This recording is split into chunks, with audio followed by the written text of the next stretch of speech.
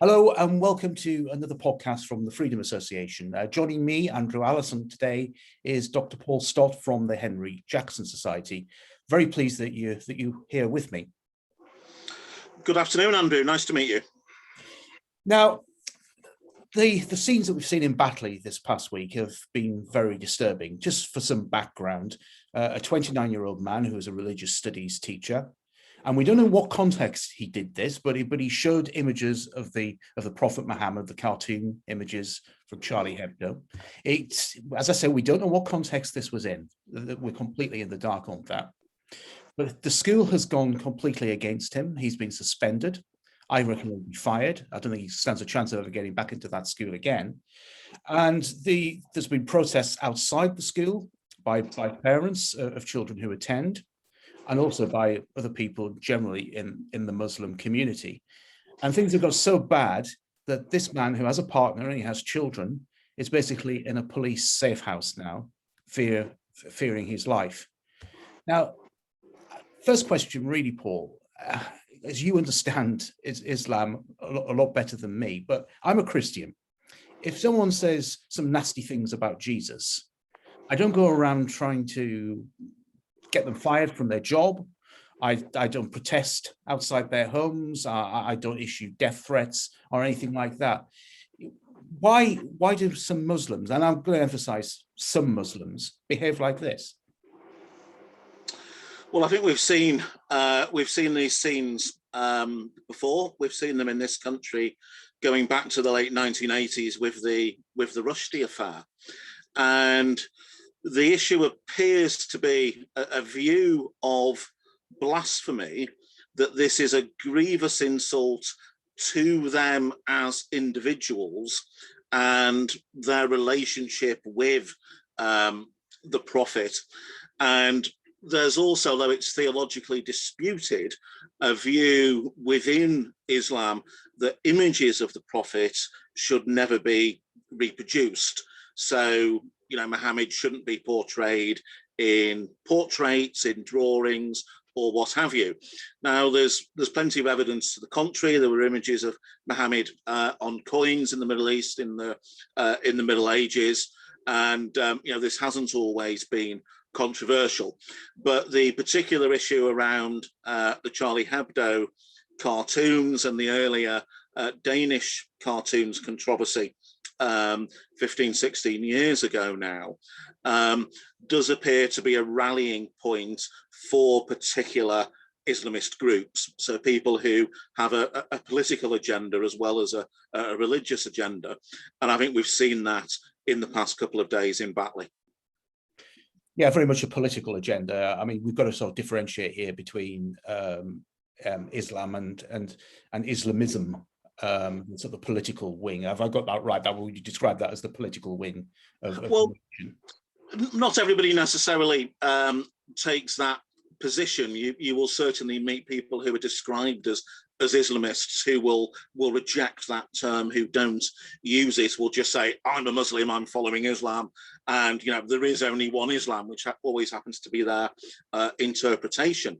But I think you have to draw a distinction between people's private relationship with God, which you have as a Christian, that Muslims have, and these public pronouncements of faith.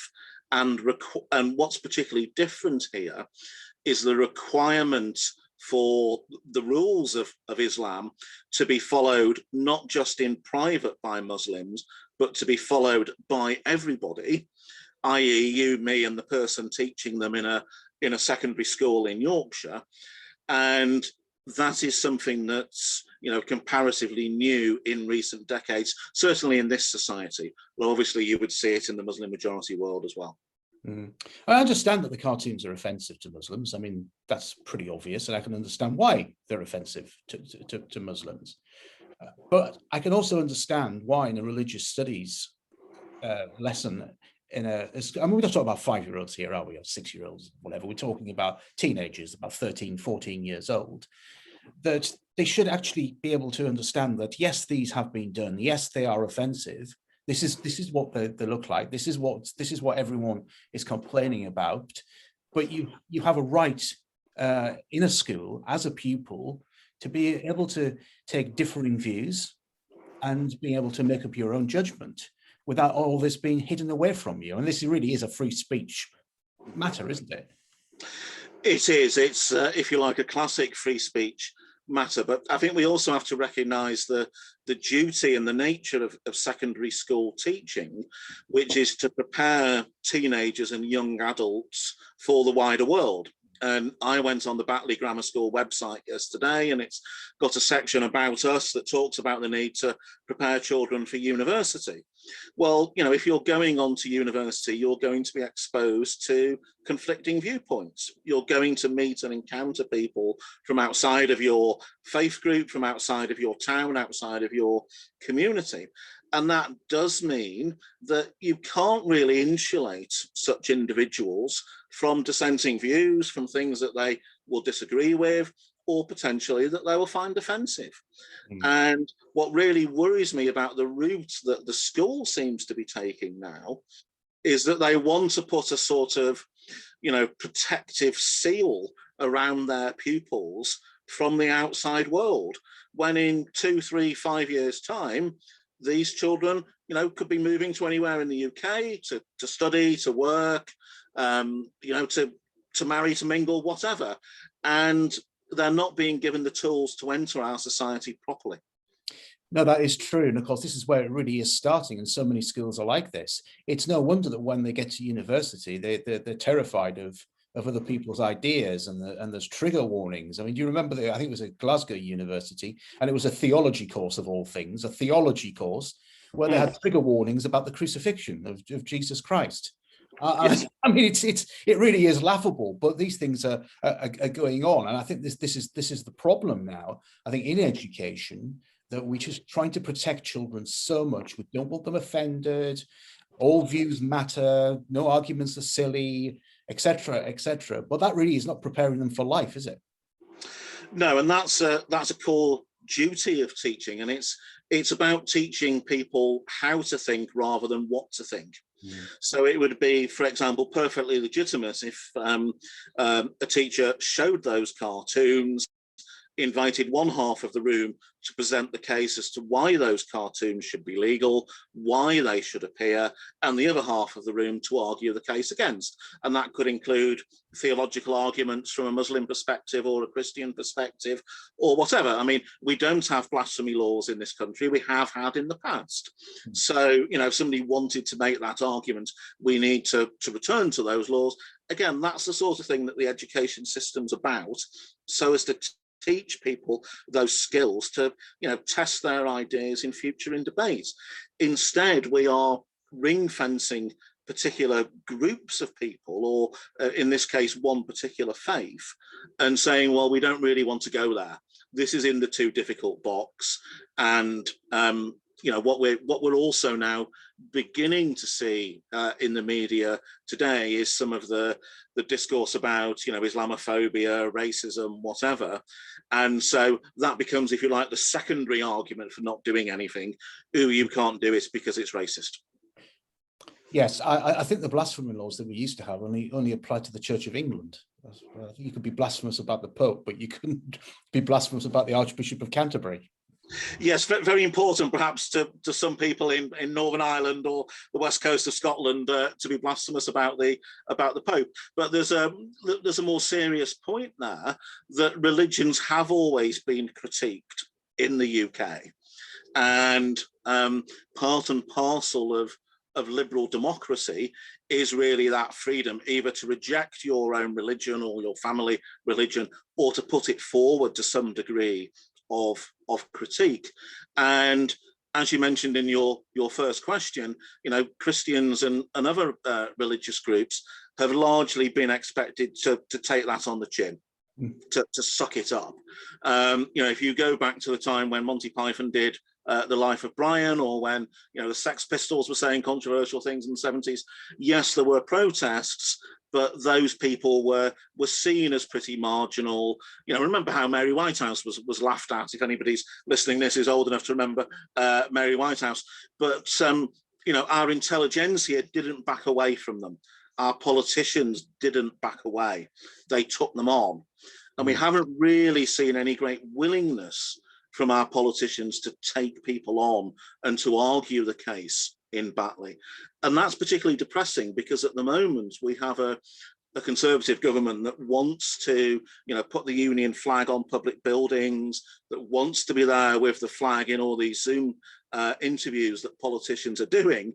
But there's a more serious point that our values are more important than the flag, and they're in retreat when those values are challenged. There's no point putting a Union Jack everywhere if you're going to run away when your values are challenged. Very true. Do you think we effectively do have, or do you think we do have a new blasphemy law?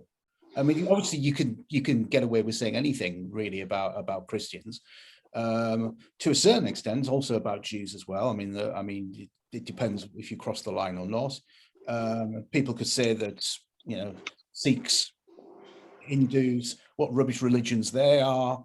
But if you try to say, well, I disagree with Islam, I think it's completely false, completely disagree with it, you then get called an Islamophobe, free speech get shut down. And of course, say anything about the Prophet Mohammed, then, you could be fearing for your life. I mean, isn't this effectively just a new blasphemy law?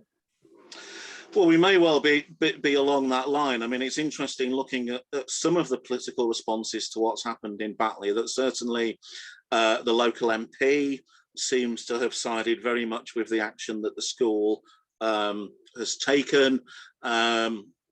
Batley's in the Kirklees borough. The local, I've seen local Labour councillors agreeing with the policy. The council leader is the brother of the imam who was featured speaking outside the school. So, I wouldn't really expect much from the local Labour Party at all. We do have to remember that there's an individual here, a school teacher, whose life has been threatened, who's been suspended from his job. Really, in those cases, you would be expecting the trade unions to be expressing concern. And if this person's a trade union member, the trade union to bat for him. So far, the National Education Union and the NSUWT, the two unions, have said nothing as far as I'm aware on this case. And in a way that goes some way to answering your question. It's a bit too awkward and difficult for them, and they don't know what to say. Yes, I think you're right on that. And we do have to think about this teacher, because it's perfectly possible that he may be moved by the police to another part of the country, given a new identity. That is perfectly possible if the death threats are real. And that's that's extremely worrying, that a teacher cannot teach and introduce critical thinking in a religious studies class without the fear of being killed or having to move somewhere else in the country with your family, completely uprooted. I don't know how old these children are, but he's only 29, so they can't be that old. They must be very young children, and having to start a whole new life again just for doing that. I mean, this it's a shocking incident, isn't it? It is. It's deeply worrying in terms of the individual concerned. I think we also have to recognise the knock-on effect for other teachers, for other people working in education and academia, that this makes it even more likely that there will be self-censorship. It makes it even more likely that people will, bring in the local Islamic organization to advise them, and in effect to go a long way to setting what can actually be said, what can actually be taught about that faith. If you look at some of the comments that were made outside the school in Batley yesterday, there was this demand very much for consultation. It seemed to be suggested that the statement from the headmaster had been written in consultation with the local imam. The local imam wanted to be a part of the investigation, or wanted the protesters to be a part of the investigation, I should say. Well, it's not really an impartial investigation if the protesters who want the guy sacked are involved in the investigation. You wouldn't normally, in a crime, for example, if you've been burgled, be invited by the police to join the investigation team. It's just not how it's done. So you know, things are not good. This has been a bad few days for the country, bad for social cohesion, and bad for freedom of speech. No, most certainly. And on that, I will leave it. Paul, thank you very much for joining me. Thank you for having me.